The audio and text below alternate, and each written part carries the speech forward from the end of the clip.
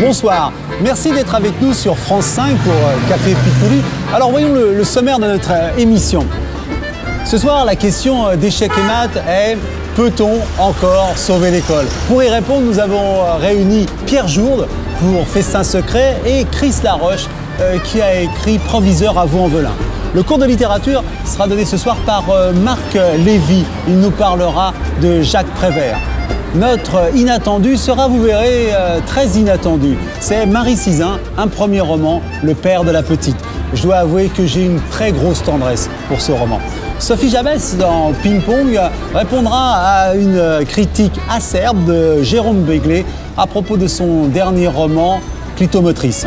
Almira Skripchenko, grande joueuse d'échecs, nous donnera dans Décalage sa lecture du chef-d'œuvre de Nabokov, La défense Lougine.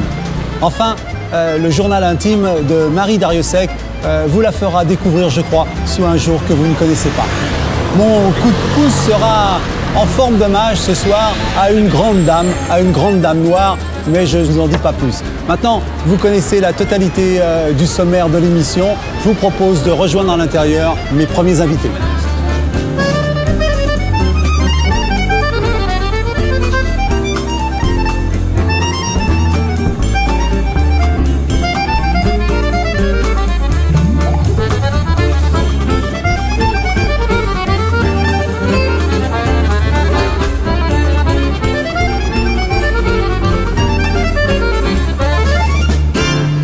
Notre débat à échecs et maths ce soir sera initié par une question: peut-on sauver l'école? Et pour répondre à cette question, donc nos invités, tout d'abord Pierre Jourde. Je dis tout d'abord parce que c'est votre livre qui a initié un petit peu ce débat. Je parle de Festin secret. Vous êtes professeur à l'université de Grenoble 3 et vous êtes né à Créteil. Je dis ça comme ça parce que ça me fait plaisir de prononcer le mot Créteil. Vous avez écrit une quinzaine d'ouvrages et vous êtes célèbre pour ce fameux Littérature sans estomac en 2002 qui a réglé son compte à beaucoup de monde dans la profession. Je pense que vous n'êtes pas fait que des amis avec ce livre. Voilà, vous avez eu quand même le prix de la critique de l'Académie française. C'est donc un ouvrage qui a été distingué. Alors, ce roman raconte la désillusion d'un jeune professeur qui, au cours de sa première nomination dans une banlieue un peu lointaine, va connaître à peu près tous les désagréments possibles pour un jeune enseignant. Ça, c'est un des aspects du livre. Dans ce roman, on peut dire vous brossez un tableau désespérant de l'école. On va voir ce que vous en pensez. En face de vous, Chris Laroche, vous êtes l'approviseur de ce livre que vous avez écrit avec Luc Rosenzweig, paru aux éditions Plomb, Proviseur à Vaux-en-Velin.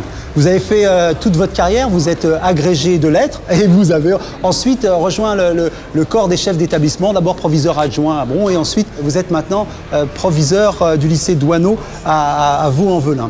Alors, c'est à vous que je vais poser la question qui est l'objet du débat. Alors, est-ce qu'on peut encore sauver l'école? Quand on lit le livre de Pierre Jourde, on a l'impression que l'école est condamnée. Le problème, c'est que le livre de Pierre Jourde, votre livre, c'est un roman. Donc, on peut tout se permettre en littérature, on peut tout se permettre dans l'écriture romanesque, même de dire que l'école qu'on ne peut plus la sauver. Moi, je ne me pose pas la question comme ça. Je dirais dans la réalité, je pense qu'il faut simplement la continuer. Je ne me pose pas la question de savoir si on peut la sauver parce que je pense qu'elle n'est pas en danger de mort.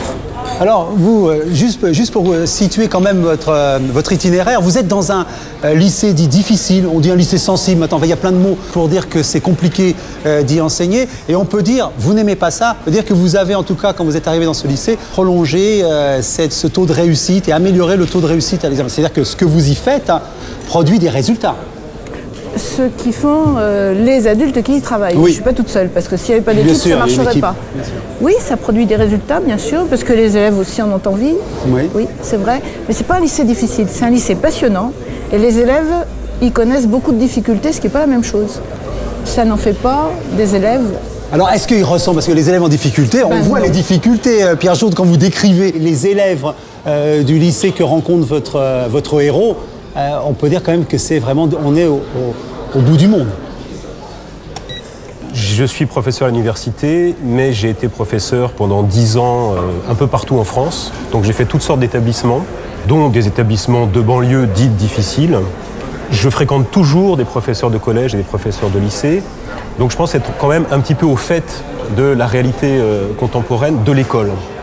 Je pense que le livre de Christ Laroche est un beau livre, mais que l'expérience de Christ Laroche est une expérience un peu exceptionnelle, qui est due en grande partie aussi à une personnalité exceptionnelle, et que, enfin, si vous voulez, elle fait le travail qui devrait être fait sur l'école, mais que ça ne reflète pas malheureusement la réalité globale de l'école aujourd'hui, qui est, je ne sais pas si on peut l'améliorer ou faire quelque chose, c'est possible, on peut toujours améliorer ou faire quelque chose, mais le problème est énorme.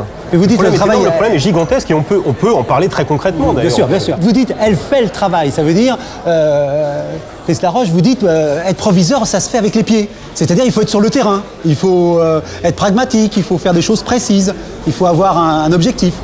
Oui, bien sûr, mais là, j'ai rien inventé, je suis pas la seule à faire comme bien ça. sûr. Mes collègues font le même travail que moi.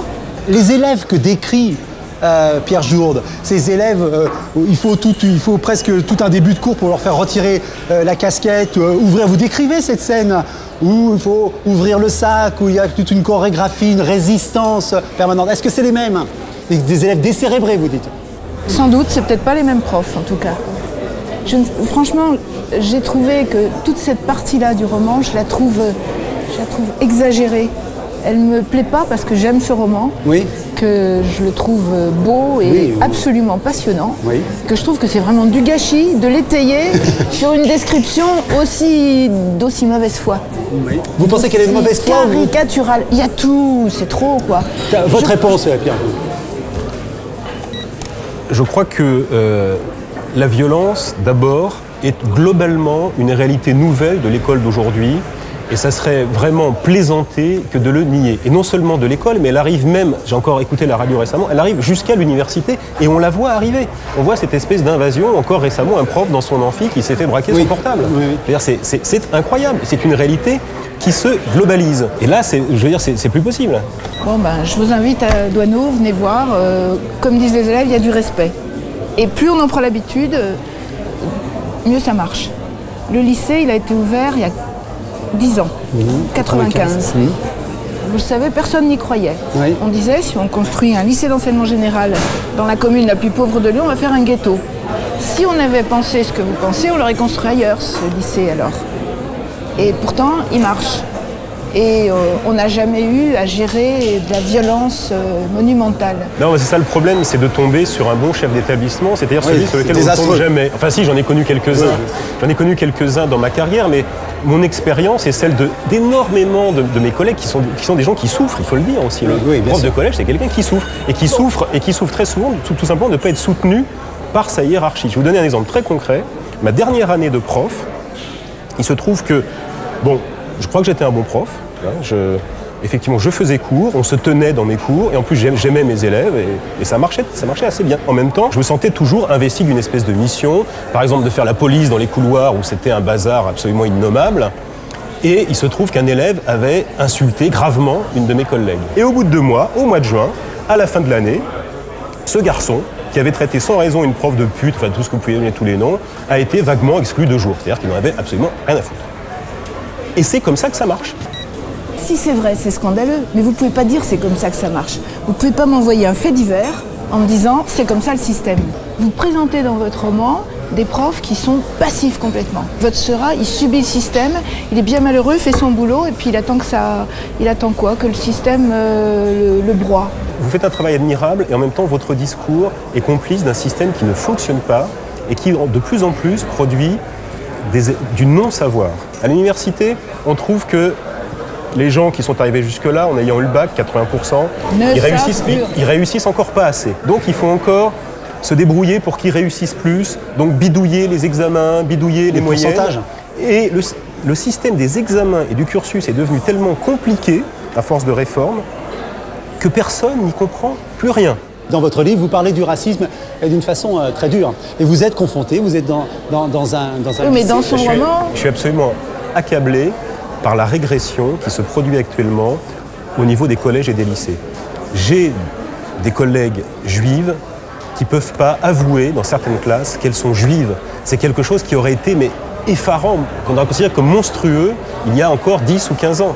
Je raconte dans mon roman, effectivement, une visite avec des élèves à un mémorial de la Shoah. Non, et je sais qu'il y a... Imaginez. Mais pas du tout. C'est du roman ou c'est pas du roman? Non, il y a eu un exemple à Montreuil, justement. C'est un roman qui est construit avec des témoignages. Je ne dis pas n'importe quoi. Et j'estime que le roman est parfois une manière d'aborder la réalité peut-être plus juste et plus directe que peuvent le faire des enquêtes sociologiques. Mais racontez l'exemple de cette visite. C'est très important. Je peux la raconter à sa place? Cette visite au mémorial se termine, se conclut par des propos complètement négationnistes, où même on ridiculise les victimes. Et ce négationnisme, il a cours dans les collèges et les lycées. Si quelqu'un se trouve en situation de ne pas pouvoir dire qu'il est juif, c'est absolument scandaleux. Ça veut dire que quelque chose dysfonctionne dans l'établissement où il est. Je suis d'accord avec vous, c'est l'évidence. Pas dans l'établissement. Pas dans l'établissement. Si, c'est devenu une réalité globale. Oh non, là, c'est pas possible. C'est pas vrai. La réalité globale n'est pas celle-là. Je suis désolée. Moi, je vis dans un pays où le racisme est largement partagé. J'ai une fille qui a la peau très mate et qui s'entend souvent dire qu'elle peut retourner dans son pays. Elle se demande bien lequel d'ailleurs. Il ne faut pas non plus oublier des tas de réalités. C'est ambigu, les passages que vous écrivez dans votre roman là-dessus. C'est ambigu parce que vous donnez l'impression qu'il est d'un seul côté, le racisme. Quelle est la part de romanesque dans votre roman pour répondre à une question qui n'a pas été posée Non, mais c'est une question que je me permets de vous poser et dont la réponse, vous pouvez l'adresser à Chris Laroche. Ce n'est pas un roman autobiographique, c'est un roman qui est construit avec un petit peu d'expérience personnelle, si on ne parle que de l'école, bien sûr, et beaucoup de synthèse, effectivement, de témoignages. Je voudrais vous dire que le but du débat n'était pas de dire qu'on ne peut rien pour l'école. Vous prouvez chaque jour qu'on peut à partir du moment où on veut. Pierre Jource faisait un constat. Et en tout cas, moi, je renvoie tous nos téléspectateurs à la lecture de vos deux ouvrages.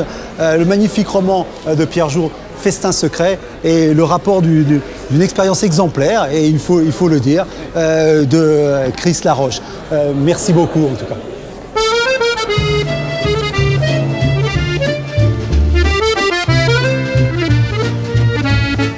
La défense Loujine de Vladimir Nabokov est l'histoire d'un jeune joueur d'échecs prodige qui finira par se suicider tant il lui est difficile de distinguer le monde réel de celui de l'échiquier.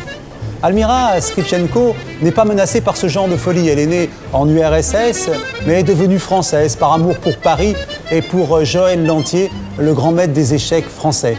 Elle est grand maître international, c'est-à-dire le plus haut grade dans les échecs. Elle a été championne du monde à 16 ans, championne d'Europe et double championne de France. Elle est passionnée de littérature et nous livre sa lecture du chef-d'œuvre de Nabokov, La défense Loujine. Nabokov, je pense que c'est un magicien de mots. Je pense c'est un virtuose. Et Nabokov lui-même peut être comparé à un grand musicien, un grand joueur d'échecs.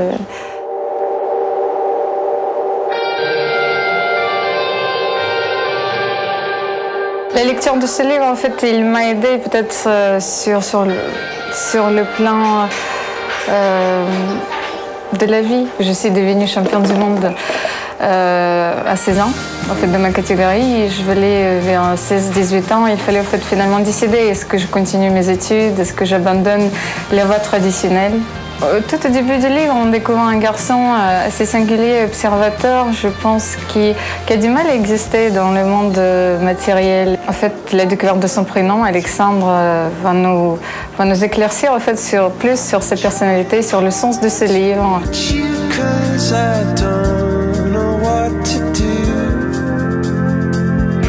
Je pense qu'il n'a été qu'une pièce d'échec dans toute cette famille qui s'est servie de lui pour assouvir ses propres aspirations. Et le père, qui était assez vaniteux et qui faisait un transfert sur de ses désirs. La mère, qui était un manque d'amour du père, qui voulait combler ce vide. Puis Valentinov, son soi-disant précepteur, mais qui ne servait que de son talent pour gagner beaucoup d'argent.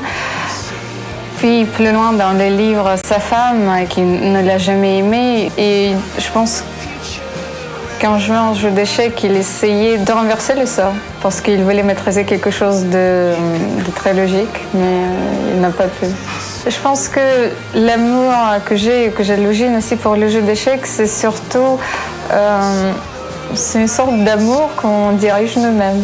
Et ça, c'est pas du tout l'amour tel qu'on le perçoit dans la vraie vie. Peut-être où les autres cherchent les réponses dans les âmes sœurs, auxquelles je ne crois pas du tout.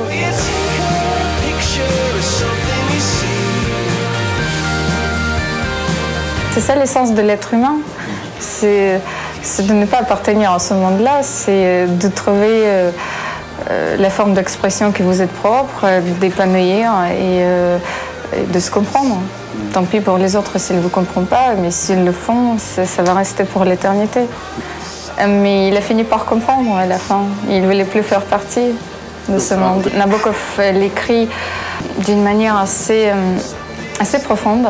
Il a fini par voir que cette série de coups dans la vie, tout cet amour qu'il n'a jamais eu, n'était qu'une combinaison. Et à la fin, il trouve que la seule façon de terminer cette partie, ce serait de se suicider. C'est aussi un symbole, c'est le symbole du sacrifice dans le jeu d'échecs. Ce vin, pour accéder à l'immortalité, on fait un sacrifice et c'est là où on acquiert les plus belles parties.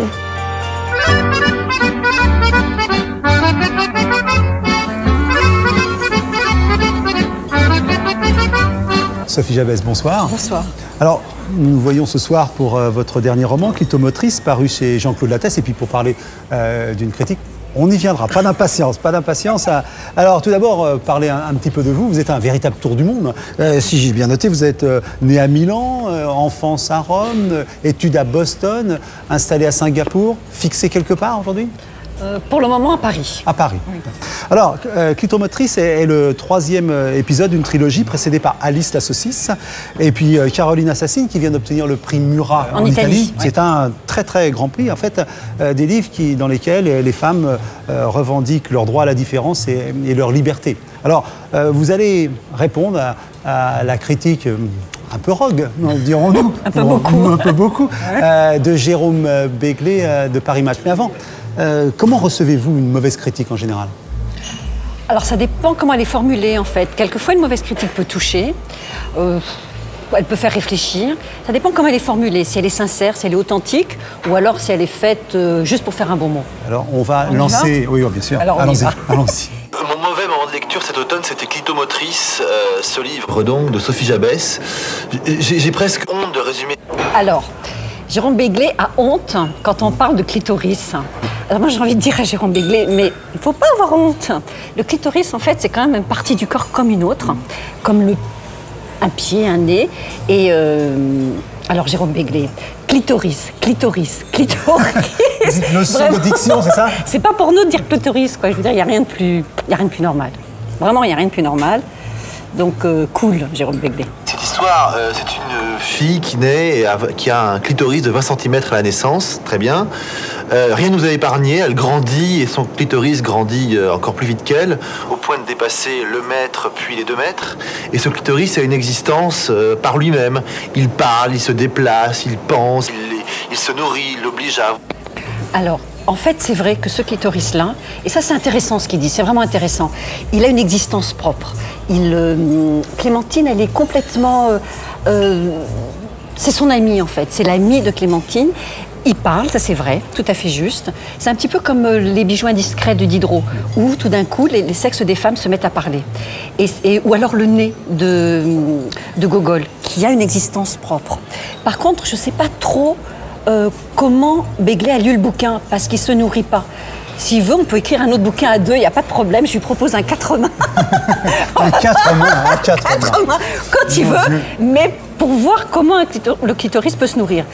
J'avais pas pensé à ça. L'invitation est lancée. Très vite, le livre, qui était déjà pas très flambard, devient extrêmement graveleux. Alors non, ça je peux pas laisser passer ça.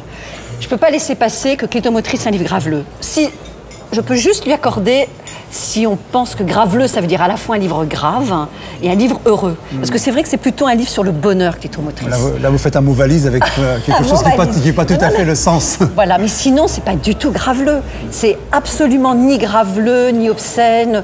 Et je crois qu'en fait, l'explication de ce mot dans la bouche de Jérôme Begley, c'est qu'il a honte, qu'il n'est pas à l'aise. Il n'a pas l'air d'être très à l'aise avec le corps de la femme. Hein.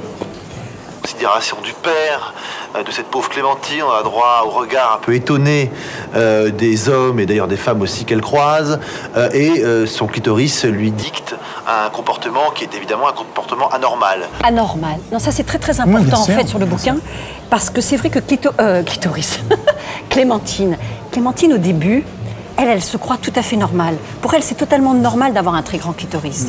Et c'est les autres, c'est le regard des autres qui va faire qu'elle va se vivre, qu'elle va se penser, qu'elle va se sentir différente. Donc au fur et à mesure de ce petit livre, c'est plus la femme à barbe, c'est la femme avec un clitomotrice démentiel. Tout est vulgaire. Alors, tout est vulgaire. J'aimerais bien qu'ils me disent qu'est-ce qui est vulgaire. Parce qu'en fait, parler du corps de la femme, c'est pas vulgaire. Parler du grand amour, parce que Clémentine, elle va vivre un très très bel amour à la fin, c'est pas vulgaire. Et ce qui pourrait éventuellement prêter à confusion. Il y a effectivement une scène qui pourrait prêter à confusion dans le livre. C'est une scène où Clémentine est très proche de son père. Et on pourrait dire, ah bah tiens, il y a inceste. Et en fait, non.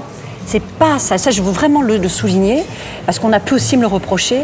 Il y a tentation d'inceste, il y a fantasme d'inceste. On a plein de choses qui circulent dans la tête. En fait, je dis tout haut ce qu'on pense vraiment tout bas. Mais en fait, il n'y a rien de tel qui se passe. Absolument rien. Au contraire, le père est garant pour sa fille de la barrière entre elle et sa mère. Il joue pleinement son rôle de père. Et c'est grâce à lui, d'ailleurs, qu'elle va pouvoir s'autoriser à vivre l'amour, quoi.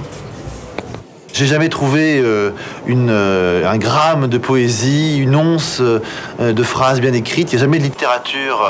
Alors, il n'y a jamais de littérature. En fait, Jérôme Begley me fait penser à ces critiques qui, quand les impressionnistes sont arrivés, entre guillemets, sur le marché, ont dit ce n'est pas de la peinture, et qui ne se sont attachés qu'au sujet. Par exemple, pour le tableau d'Édouard Manet, Le déjeuner sur l'herbe, une certaine partie de la critique a crié à l'obscénité. Voilà. Non, la femme nue. Oui, c'était une femme nue, en plein milieu, entre deux hommes habillés. Voilà, c'était ça. Et dans le fond, il y a une femme qui se baigne dans l'eau. Et en fait, on a vu que de la chair comme ça, fraîche, il n'y a pas d'autre mot. Et Jérôme Begley, c'est la même chose. Il voit un bout de clitoris, il voit que ça. Il est obnubilé par ça, alors il trouve ça vulgaire et il trouve que ce n'est pas la littérature. C'est exactement la même chose que de dire que Édouard Manet, c'est pas de la peinture. Alors, on va me trouver un peu cuistre, mais tant pis, je prends le risque parce que ce livre, je l'adore. Et d'autres que moi l'adorent, on y viendra très vite. Dans ce bouquin, je crois que j'ai compris finalement ce que cherchait l'auteur, Sophie Jabès. Elle avait publié l'année dernière, et il y a 2 ans, 2 livres qui avaient eu un succès, on va dire, d'estime, qui avaient rencontré quelques bonnes critiques, quelques libraires favorables et quelques acheteurs pas très nombreux. Et là, elle s'est dit, il faut faire une bonne polémique, un bon scandale, pour être sûr qu'on vous remarque, pour être sûr que, enfin, j'ai droit à des quelques lignes un peu scandaleuses, mais qui feront vendre mon livre. Donc elle s'est jetée à corps perdu là-dedans. Alors, corps perdu, non. C'est pas du tout, mais alors pas du tout du corps perdu, c'est du corps retrouvé. C'est l'histoire d'une fille qui, tout d'un coup, se voit différente, se sent rejetée et qui, peu à peu, va comprendre qu'est-ce que ça veut dire d'être une femme. Qu'est-ce que ça veut dire, et je trouve ça extraordinaire d'être une femme, parce que justement, il y a une double sexualité. Il y a une sexualité extérieure, il y a aussi une sexualité intérieure. Et dans le livre, au début, Clémentine, elle fait un peu comme Jérôme Begley. Elle est obnubilée par les autres, elle est obnubilée par cette grande masse. Et puis tout d'un coup, grâce à un homme d'ailleurs, Adrien, qu'elle va adorer, qui va beaucoup l'aimer, elle va se rendre compte qu'être une femme, c'est ces 2 sexualités. C'est l'intérieur et l'extérieur, et c'est aussi les sentiments. Voilà. Malheureusement, c'est totalement raté. Moi, j'avais le cœur au bord des lèvres quasiment à la première page. Et à aucun moment, elle essaie de retrouver une histoire qui se tienne. Alors, ça c'est important. C'est important parce que justement, ce qui m'intéresse vraiment, c'est de raconter des histoires. D'ailleurs, j'écris toujours la fin avant le début.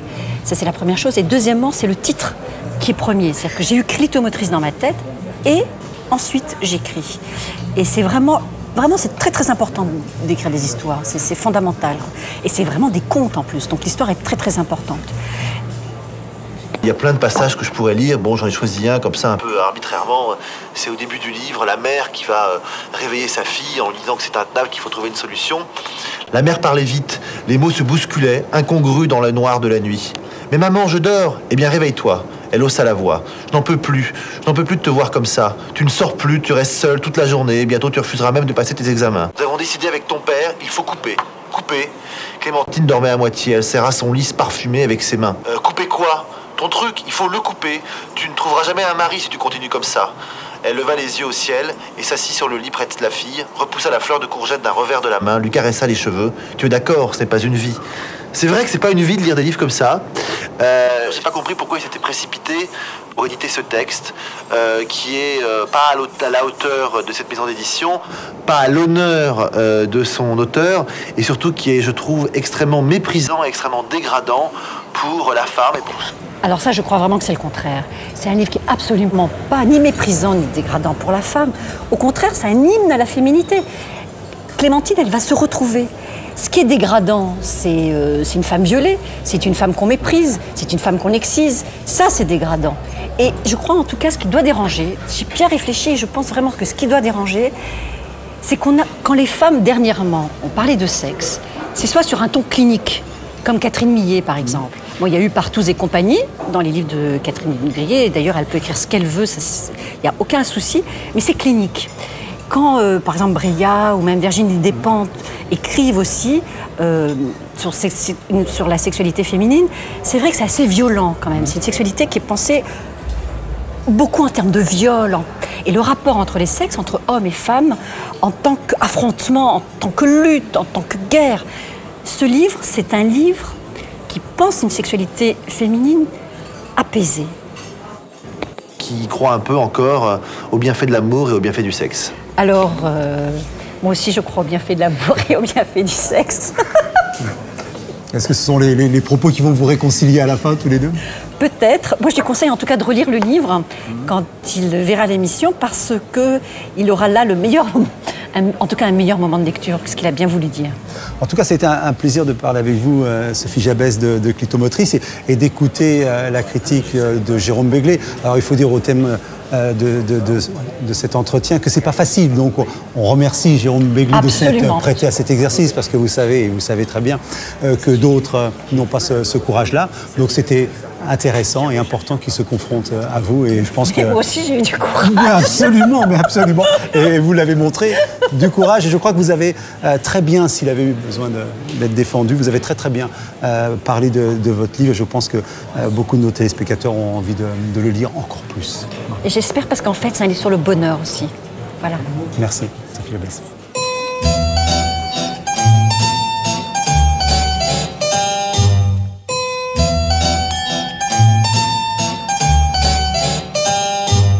Ce soir, pour notre cours de littérature, Marc Lévy nous parle de Jacques Prévert. Marc Lévy est un véritable phénomène dans l'édition française. Souvenez-vous, en l'an 2000, son premier roman, Et si c'était vrai, a été le roman le plus vendu en France. En 2003, Où es-tu, dans la version poche, a été le roman le plus vendu en France. 2003 encore, 7 jours pour l'éternité, le roman le plus vendu en France. Et aujourd'hui, Marc Lévy sort Vous revoir, qui est la suite de Et si c'était vrai, qui va être adapté au cinéma et sortir le 23 novembre. Donc Marc Lévy est ce phénomène, et on pourrait dire qu'il ressemble à une espèce d'inventaire à la Prévert, un inventaire du succès. C'est peut-être ça qui conduit aujourd'hui Marc Lévy à nous parler de Jacques Prévert. On va lui demander s'il ne demande pas un petit raton laveur dans cette énumération. Marc ? Bonjour. En fait, c'est le contraire. J'étais mauvais élève. J'étais très mauvais élève, et dans la salle de classe, sur mon pupitre, au fond, près de la fenêtre, j'y ai découvert l'ennui et surtout une vraie solitude, qui était la solitude du mauvais élève, très éloigné de ceux des premiers rangs. Et puis un jour, notre professeure de français, elle s'appelait Madame Delvaux, je crois, est rentrée dans la classe. Elle est montée sur l'estrade, elle avait un livre dans les mains, et elle a dit « Il dit non avec la tête, mais il dit oui avec le cœur. Il dit oui à ce qu'il aime. Il dit non au professeur. Il est debout, on le questionne, et tous les problèmes sont posés. C'est grâce à ces mots de Jacques Prévert que j'ai, pour la première fois de ma vie, découvert cette alchimie incroyable de lignes qui tout à coup vous emmènent dans un ailleurs, dans une autre vie que la vôtre, qui peuvent faire sortir, évader un prisonnier de n'importe quelle cellule, quelle que soit la cellule qui l'entoure. Et j'ai gardé un souvenir inouï de ce moment-là, peut-être parce que, au travers de ces premiers mots de Jacques Prévert, j'ai aussi découvert une des valeurs que mon père relaiera toute sa vie, et Dieu merci, il est encore en vie, qui est celle de la liberté et du respect de la liberté des autres. C'est absolument bouleversant, enfin touchant de voir à quel point Prévert est un poète intemporel. Il y a un texte de lui que je voudrais vous lire, parce qu'il est tellement à l'image de son centre d'intérêt. Mais je vais vous demander une petite seconde, je vais me rincer la bouche. Voilà. Étranges étrangers, Kabyles de la Chapelle et des quais de Javel, hommes des pays loin, cobayes des colonies, doux petits musiciens, soleils adolescents de la porte d'Italie, bougnants de la porte de Saint-Ouen, apatrides d'Aubervilliers, brûleurs des grandes ordures de la ville de Paris, ébouillanteurs des bêtes trouvées mortes sur pied, au beau milieu des rues, Tunisiens de Grenelle, embauchés, débauchés, manœuvres désœuvrées, Polacs du Marais, du Temple des Rosiers, cordonniers de Cordoue, soutiers de Barcelone, pêcheurs des Baléares ou du Cap Finistère, rescapés de Franco et déportés de France et de Navarre pour avoir défendu en souvenir de la vôtre la liberté des autres. Esclaves noirs de Fréjus, tiraillés et parqués au bord d'une petite mer où peu vous vous baignez, esclaves noirs de Fréjus qui évoquaient chaque soir dans les locaux disciplinaires, avec une vieille boîte à cigares et quelques bouts de fil de fer, tous les échos de vos villages, tous les oiseaux de vos forêts. Et ne venez dans la capitale que pour fêter au pas cadencé la prise de la Bastille le 14 juillet. Enfants du Sénégal, dépatriés, expatriés et naturalisés, enfants indo-chinois, jongleurs aux innocents couteaux qui vendiez autrefois aux terrasses des cafés de jolis dragons d'or faits de papier plié, enfants trop tôt grandis et si vite en allés qui dormez aujourd'hui de retour au pays le visage dans la terre et des bombes incendiaires labourant vos rizières, on vous a renvoyé. La monnaie de vos papiers dorés. On vous a retourné, vos petits couteaux dans le dos. Étranges, étrangers. Vous êtes de la ville, vous êtes de sa vie, même si mal en vivez, même si vous en mourrez. Alors je trouve que aujourd'hui, 40 ans plus tard, voire 50 ans plus tard, Dieu que ce texte est d'actualité. Jacques Prévert a écrit que son enfance avait été la plus fastueuse des misères. D'abord, je crois qu'à l'origine, il y a entre lui et son père une relation merveilleuse, une relation comme on en lit dans les livres. Et si je peux dire juste une chose, je crois que ce qui m'a rapproché de Prévert, c'est mon père. Pas parce que mon père me parlait de Prévert, mais parce que j'ai eu avec mon père toute ma vie exactement cette relation. Le père de Jacques Prévert, qui était critique de cinéma et de théâtre, l'emmenait au cinéma et lui a appris la magie du rêve et de la réalité confondue. Et en ce faisant, il a ouvert à son fils la porte de tous les espoirs, la porte de toutes les libertés, la porte de tous les devenirs et surtout la réponse absolue à tous les impossibles. Et c'est, je crois, l'une des plus belles choses qu'on puisse transmettre, parce que je ne crois pas que ça s'enseigne. Je crois que ça se donne avec le cœur, avec les tripes, avec énormément d'amour. Moi, je sais que mon père m'a probablement inventé ma conscience le jour où il m'a emmené voir Pain et Chocolat. Et puis l'histoire a des jolis retours, parce que bien des années plus tard, alors que j'avais lu Prévert et qu'il était devenu déjà un de mes auteurs cultes, mon père, qui était éditeur d'art, un jour a publié une collection de l'œuvre de Jacques Prévert, illustrée par un immense artiste qui vient de nous quitter et qui a été pour moi, je crois, un des artistes qui m'a le plus touché, parce que lui aussi m'a ouvert les portes de la peinture. C'était Jean-Michel Folon. Et tout à coup, dans ces pages que mon père inventait en composant les textes de Prévert avec les dessins de Jean-Michel Folon, alors toute la magie de ces deux artistes se créait, prenait naissance sous mes yeux d'adolescent qui regardaient le travail s'accomplir sur une table, et les bonhommes de Folon qui s'envolaient comme ça dans des couchers de soleil redessinaient les mots libres de Jacques Prévert. Alors, je crois que toute ma vie, Jacques Prévert sera comme un guide. Vous voyez, cette petite lumière que je ne veux jamais oublier, qui est celle de se dire que quoi qu'il vous arrive, ce qui arrive aux autres est encore plus important. Marc Lévy, je trouve que c'est un très bel hommage à Prévert, un très émouvant hommage à votre père, à la liberté et au petit cancre qui un jour devient Marc Lévy. Merci. Au revoir.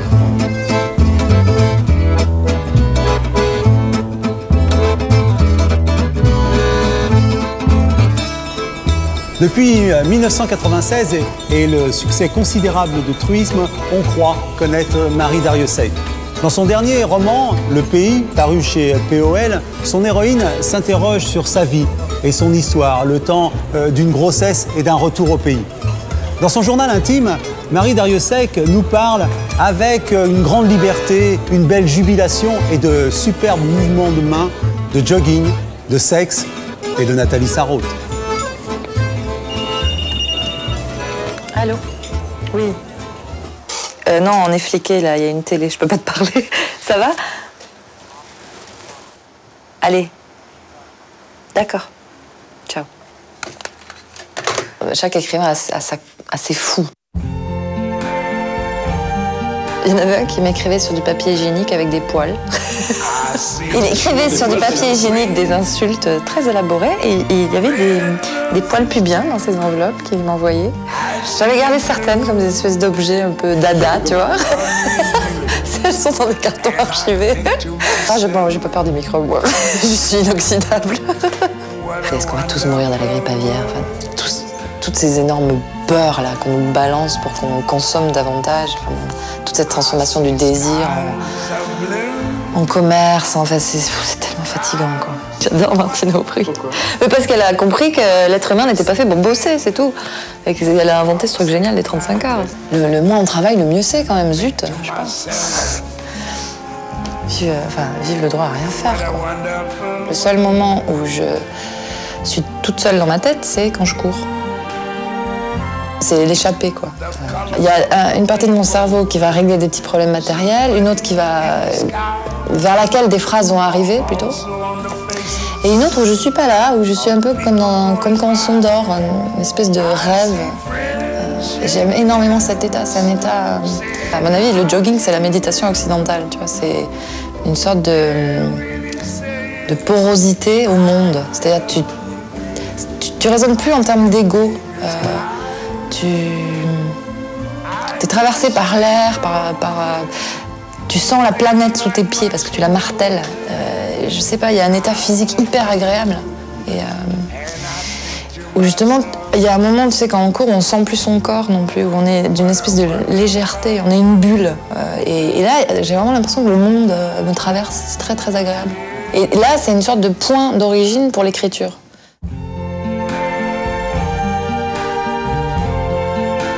Les Arocs avaient eu l'idée de faire, tu sais, s'entrecroiser des écrivains âgés, des écrivains jeunes. Et donc, j'avais rencontré Sarraute et en fait, on s'était mis d'accord. Ça lui plaisait pas, elle avait un rapport très compliqué à la presse, puis elle était très âgée quand même. Et donc, elle m'avait demandé qu'on le fasse plus, cet entretien, alors que tout était prêt. Et moi, elle me plaisait tellement que j'ai préféré me fâcher un peu avec les Arocs que me fâcher avec elle, quoi. C'était un bon choix. Et du coup, on est devenues très copines, quoi. Et bon, je l'ai connue 4 ans, elle est morte, elle avait presque 100 ans, mais elle a raconté des trucs déments. Elle a raconté qu'elle s'était fâchée avec son père parce qu'elle était bolchevique et lui menchevique, en 17, tu vois. Elle avait connu tout le monde, Picasso, tout ça. Picasso, c'était un petit jeune, tu vois. Et bon, elle était très marrante. Moi, j'aimais beaucoup. Et puis, on la lui faisait pas, quoi. Enfin, il y avait un côté... elle avait une telle œuvre, elle était tellement âgée aussi que... Elle avait un recul. Et aussi, elle était très angoissée aussi. Elle était pas du tout sereine.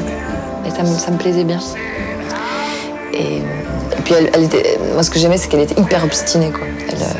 Ça, c'est un truc qu'elle m'a appris, à pas lâcher. Pas lâcher envers et contre tout. Les bonnes, les mauvaises critiques, les autres en général, si tu veux. À écrire, quoi, à tenir. Et en 96, j'avais besoin que quelqu'un me dise ça, tu vois. Il y avait un tel maelstrom médiatique autour du tourisme qu'elle devenait une sorte de point fixe.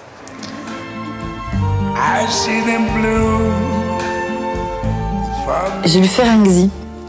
Tu sais, c'était le copain de Freud. Parce que c'est un grand poète, justement, parce qu'il explique que ce qu'il appelle le coït, qui pour lui est une catastrophe, parce que c'est un écrivain de la catastrophe, ça j'adore ça. Le coït, c'est une sorte de tension comme ça, un cheminement, et pouf, pouf. Il parle très bien du pouf. La fin du coït est une catastrophe. Et je trouve ça très beau. Je voudrais parler de la masturbation féminine, on ne parle pas assez de ça. La masturbation, c'est avec soi-même. Mais quand j'écris, j'ai l'impression que l'autre est là, tu vois, que justement je deviens suffisamment, appelons ça absente, pour qu'il y ait de la présence qui arrive. J'aime beaucoup cette idée que faire l'amour, c'est aussi lié au fait d'avoir des enfants. C'est une chose qu'on oublie un peu. J'aime bien, justement, voir les enfants arriver, quoi. De rien faire contre le fait de voir les enfants arriver. J'aime bien ça. Je trouve ça érotique.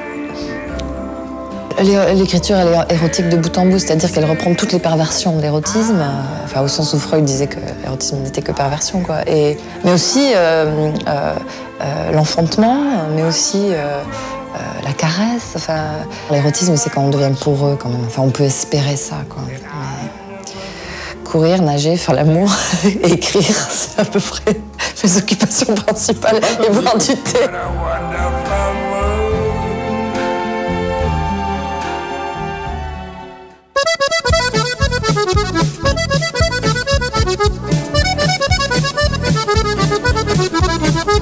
Marie Sizun, bonsoir. Bonsoir. Alors vous êtes ce soir notre inattendu pour votre roman Le père de la petite, votre premier roman. Alors peut-être que le téléspectateur se dit, mais est-ce vraiment son premier roman? Elle est vraiment inattendue. Est-ce que je peux, en toute amitié, vous demander votre âge? Ah oui, 65 ans. Voilà, alors 65 ans pour écrire son premier roman. On va essayer de voir s'il y a une raison. Alors d'abord, vous avez eu un parcours de professeur. Vous avez été très longtemps professeur. J'ai été très longtemps professeur. J'ai écrit de petites choses, mais que je n'ai jamais essayé de publier avant. J'avais peu de temps. Et je rêvais d'arriver un jour à écrire un roman, mais quand j'aurai le temps. Et puis, il y a eu quand même le conte de fées. C'est-à-dire que vous avez envoyé ce roman-là à votre éditeur, Arléa, enfin, ce qui est maintenant votre éditeur, et on vous a répondu presque immédiatement. Plus que presque immédiatement, parce que je l'ai déposé chez Arléa un après-midi, et le lendemain matin, la directrice m'a téléphoné en me disant « j'ai adoré, venez nous voir ». Ça fait toujours voilà, plaisir à tous ceux qui ont des embarras ou des difficultés pour être édités. C'est toujours... Ça existe, ça existe. Alors, ça existe et puis, franchement, le conte de fées va jusqu'au bout parce que c'est un livre merveilleux. Moi, je l'ai dit dès l'introduction. J'adore votre livre, je vous le dis tout de suite. Maintenant, on va quand même en parler. Alors, Le père de la petite, le titre, qu'est-ce que ça signifie? J'ai voulu le titre le plus simple possible, c'est-à-dire quelque chose d'anonyme qui mette en scène le père et puis une petite fille, et la relation qui s'établit entre eux. Alors il y a d'abord une situation initiale qui est quand même particulière. Le père de la petite est prisonnier de guerre. La petite vit avec sa mère à Paris, on est en 1944. Et on attend le retour du père en même temps qu'on attend la libération de Paris. Voilà, elle n'a jamais vu son père, et puis un beau jour ce père va débarquer, mais ça se passera très mal parce qu'elle le considère vraiment comme un intrus. Il est lui-même déséquilibré par les années de captivité, il est très dur et l'enfant est malheureuse et jalouse aussi de cet homme qui lui prend sa mère. Oui, parce qu'il faut dire qu'auparavant, bien évidemment, elle vivait presque en symbiose complète avec sa mère et une grand-mère avec laquelle elle a des petits tiraillements. Et dans un premier temps, le père, qui donc finit par revenir, est une espèce d'étranger, d'intrus qu'elle retrouve un matin dans son lit. Absolument. Alors, c'est toute l'évolution de cette petite. Alors, je feuilletais le livre parce que dès maintenant, j'aimerais justement que vous lisiez ce paragraphe où la petite fille, un matin, se réveille et son père est là. C'est ce passage que j'aime beaucoup. Quand elle s'est réveillée le lendemain matin, elle avait un peu oublié. Elle a voulu aller voir sa mère comme elle fait d'habitude. Et quand elle a ouvert la porte de sa chambre, elle s'est rappelé les choses. Dans le grand lit, encore profondément endormi, il y avait 2 personnes, sa mère et quelqu'un d'autre, son père. La petite a refermé la porte.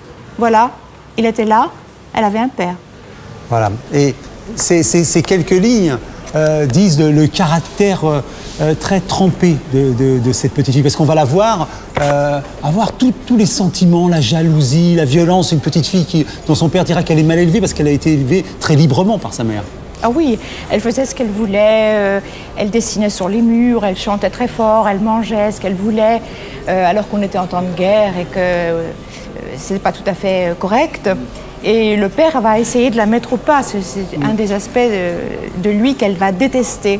Et puis il se passe quelque chose d'incroyable, c'est qu'il y a un renversement de situation, sa mère lui échappe, oui. Et elle va se rapprocher tout doucement du père et s'éprendre véritablement de son père. Alors, il y a cette petite, on l'appelle toujours la petite et on l'appellera toujours la petite. Elle s'appelle France, comme la France, mais oui. Ça n'est pas important dans le livre. Je crois que ça reste la petite et vous tenez à ce qu'elle oui. reste la petite. Mais il y a quelque chose qu'on a oublié de dire, c'est qu'il y a un secret. Il y a une intrigue parallèle qui court à travers le roman. C'est ce secret dont elle a saisi des bribes et qui va, dans la confiance éperdue qu'elle va vouer à son père, elle va lâcher le secret. Oui. Bon, il ne faut pas trop en raconter. Non, mais je dirais pas. Et finalement, ça va déclencher une espèce de séisme dans cette famille qui était en train de se reconstituer. Cette petite fille, elle est très très entière et c'est très important pour elle qu'on la croie. C'est très important pour elle que les adultes représentent la vérité. Pour tous les enfants. Pour tous les enfants, c'est très important. Et là, elle est prise effectivement dans une espèce de drame personnel. On ne la croit pas, elle n'existe pas si on ne la croit pas. Et elle s'adresse à son père comme à la seule personne qui est capable de la croire, justement. Malheureusement, ça va tourner mal. Donc c'est une espèce d'histoire d'amour malheureux entre un enfant et son père. Ce que je trouve très beau dans ce livre, c'est que cette petite fille a des absences. Elle oublie, comme la mémoire fait, mais elle oublie même des choses extrêmement importantes. C'est-à-dire que dans le paragraphe que vous avez lu là, juste avant, le père rentre, elle ne sait pas si c'est le jour ou la nuit. Et moi, j'aime bien cette idée comme ça que la mémoire laisse des blancs. Oui, enfin, ça c'est aussi un peu le travail du romancier, de donner cette impression justement d'authenticité des trous de la mémoire et puis au contraire des éclairs, des fulgurations du souvenir. Ça c'est... Oui, mais vous ne croyez pas que notre mémoire est ainsi? C'est ce qui fait le romanesque, c'est ce qui fait la mythologie. Bien entendu. Parce que pour moi, quand je lis ce livre-là, je trouve qu'on ressent très très bien l'enfant et que j'allais presque dire qu'on ne regarde pas, j'ai le bonheur d'avoir une petite fille, qu'on ne regarde pas son enfant de la même façon. On se dit, est-ce qu'elle ressent tout ça? Est-ce qu'elle me regarde comme ça? Ça, c'est ce que je voudrais vraiment arriver à faire pour beaucoup de pères qui vont regarder peut-être leur enfant différemment. Il y a un potentiel d'intelligence, de sensibilité chez l'enfant, puis une gravité aussi que souvent les adultes méconnaissent. C'est grave d'être un enfant, on ressent des choses qui sont terribles. Et ça, justement, tout ce qu'elle peut découvrir à ce moment-là, je pense que c'est une histoire qui pourrait être une histoire adulte, ce qu'elle vit. Mais à l'échelle d'un enfant. Au terme de cet entretien, je voudrais vous poser une question. Je sais que vous êtes peintre. Je sais qu'il y a quelque part du côté de l'île Tudy des expositions qu'on peut visiter. Alors je vais vous poser une question qui va peut-être vous paraître bizarre. Est-ce que vous avez peint la petite? Jamais. Je n'ai jamais peint de personnage. Je n'aimais pas ça. Mais si je veux imaginer la petite, je représenterais... Il y a un tableau de Modigliani que vous connaissez certainement, La petite fille en bleu. Mmh. On voit une petite fille un peu penchée, comme tous les personnages de Modigliani, un peu triste, et c'est comme ça que je l'imaginerais. En tout cas, Marie Sizun, moi je voudrais vous remercier d'abord pour le bonheur que vous m'avez donné et l'émotion à lire ce livre. Je le conseille vraiment à tout le monde de lire Le père de la petite. C'est chez Arléa, Premier Mille.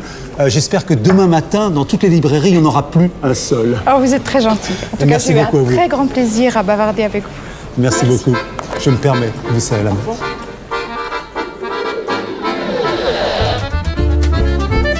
David. Oui. Tu sais, j'ai un petit coup de blues là ce soir, tu vois. Ah. Regarde, ce livre que tu vois là, c'est le dernier numéro de la série noire en petit format. Numéro 2743, dernier coup de Kenyatta, c'est un nom presque prédestiné, un livre de Donald Goines. Pourquoi j'ai un petit coup de blues? Parce que moi, il y a plus de 10 ans, édité dans la série noire. Alors la série noire maintenant, ce sera du grand format et le premier roman, c'est Thomas Sanchez, King Bongo, une histoire qui se passe à Cuba avant la révolution castrice, du temps de tous les trafics. Voilà, alors j'aimerais que tu lis ces deux livres-là, qui vont maintenant peut-être devenir collector. Alors, quant à nous, au Laker, oui, ce soir, Café Picouli est terminé, mais on se retrouve pour une nouvelle émission dans 15 jours. Est-ce que tu te souviens du premier numéro de la série noire? Absolument pas là. Peter Cheney, La Môme vert de gris. Ah. Eh oui, il y a eu une adaptation avec Eddie Constantine. D'accord, merci bien. Au revoir. À dans 15 jours. À dans 15 jours.